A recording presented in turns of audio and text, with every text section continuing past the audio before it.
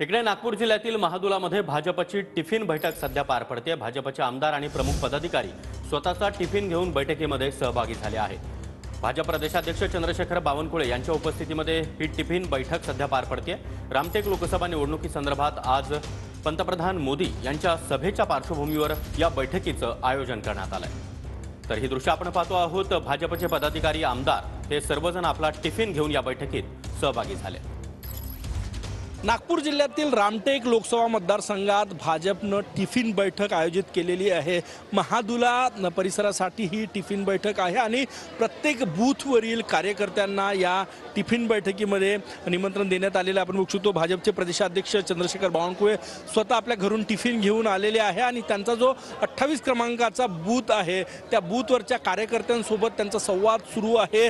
वेगवेगळे बूथ जे आहे महादुल्याचे ते सगळे बूथ या ठिकाणी आलेले आहेत। आपला टिफिन घेऊन या ठिकाणी ते कार्यकर्ते बूथवरचे आलेले आहेत आणि टिफिन खात संवाद साधला जातोय।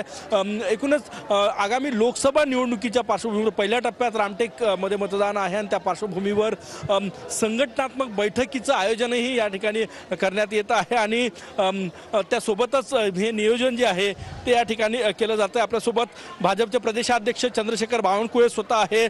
सर, काय सांगणार टिफिन बैठकीचं आयोजन या ठिकाणी? संपूर्ण महाराष्ट्रभर आज आणि उद्या प्रत्येक बूथवर टिफिन बैठक आम्ही आमचे बूथचे जे 50 सदस्य काम करतात बूथवर त्यांच्यासोबत आयोजित केली आहे। मतदार यादी वाचन होणार आहे। आमची जी निवडणूक आहे ही मोदीजी आणि बूथवर आम्ही कॉन्सन्ट्रेट केली आहे आणि बूथवरच आम्ही निवडणूक लढतो आहे।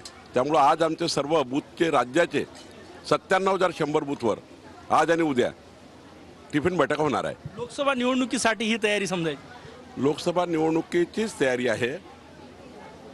आम्हाला निवडणूक ही बूथवर लढायची आहे आणि आमच्या बूथवर एक 50 कार्यकर्त्याची टीम आहे। आमचा बूथ अध्यक्ष आहे, हे बूथचे अध्यक्ष आहे या ठिकाणी।